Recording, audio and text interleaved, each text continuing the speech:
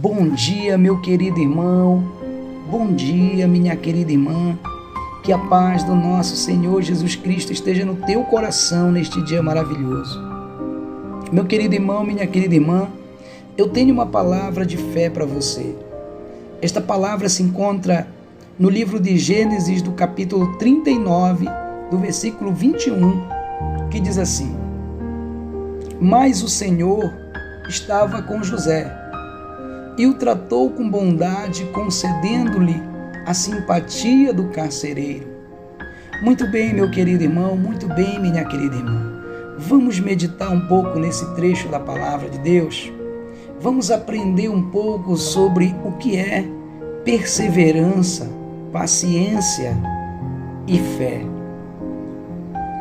A Bíblia diz que José era o preferido do seu pai.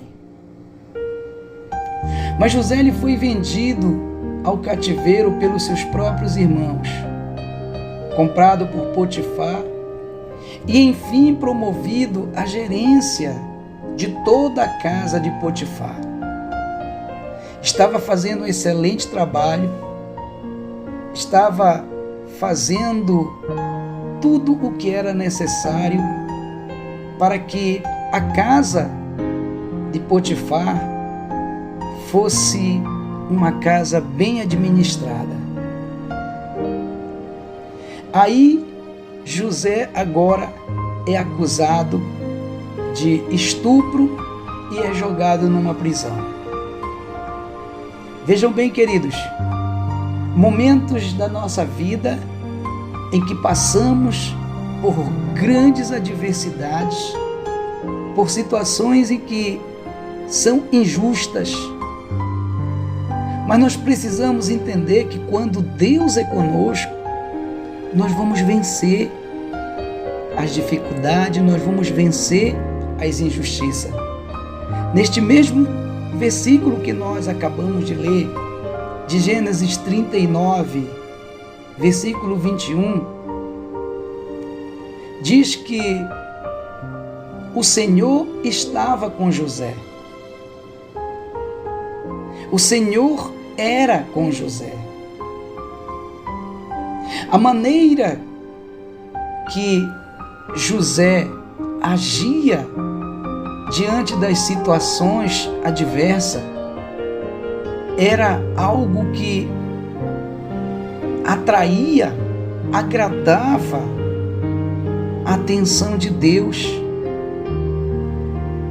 Então, Deus jamais ia abandonar José em qualquer lugar ou diante de qualquer situação adversa que ele estava passando. Preste atenção, meu querido irmão, preste atenção, minha querida irmã. Ao mesmo tempo que José passava pelas adversidades da vida, ele era diligente e esforçado. E logo as coisas começavam a mudar. Quando ele chega naquela prisão, ele agora se torna o administrador daquele lugar. E aí entra uma outra situação que vai chamar a sua atenção para ele observar que há uma oportunidade e que daquela situação adversa ele pode atrair uma oportunidade para a sua própria vida. De repente chega ali naquele lugar,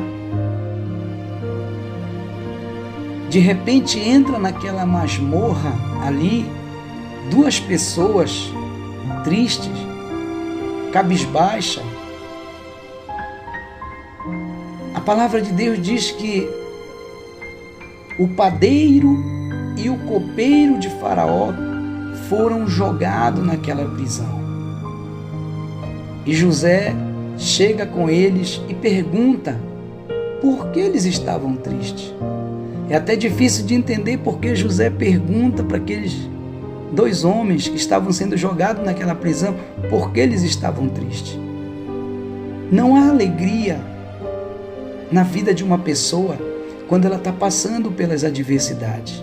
Não há alegria na vida de uma pessoa quando ela está vivendo momentos ruins na sua vida.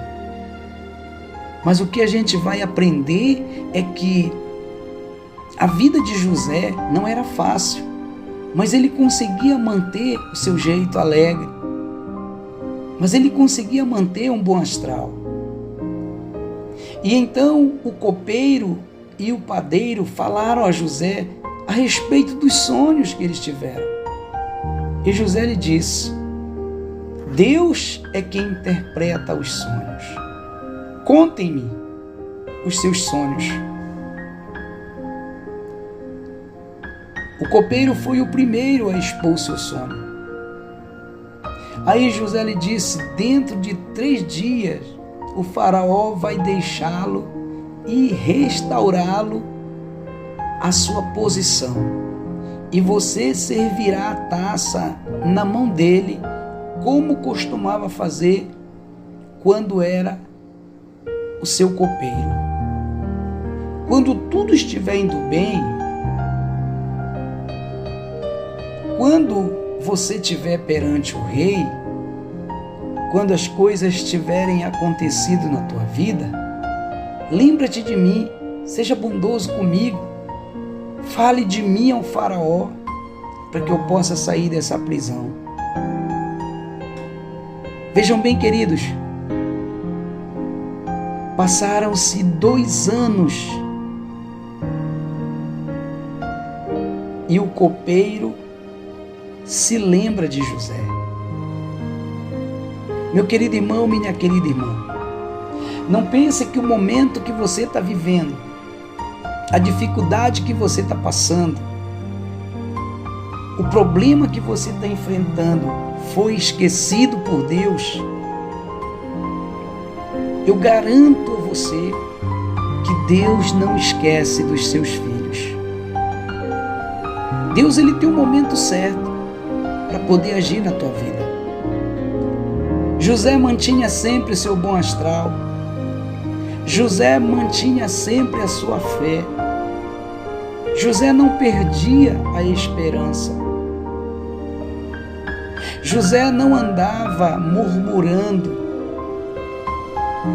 mas ele sempre estava acreditando que a situação ia mudar na vida dele. Eu pergunto a você, já apareceu de repente para você que você está correndo atrás de algo que você não consegue alcançar? José poderia pensar dessa forma. José poderia se sentir assim. Mas eu não lembro e nunca li, durante eu meditar na história de José, que ele reclamava, que ele murmurava. Meu querido irmão, minha querida irmã, uma das maiores virtudes de um cristão que acredita em Deus é ele saber esperar o momento de Deus agir na sua vida. A vida de José serve de um parâmetro muito importante para a nossa própria vida. Serve para lembrarmos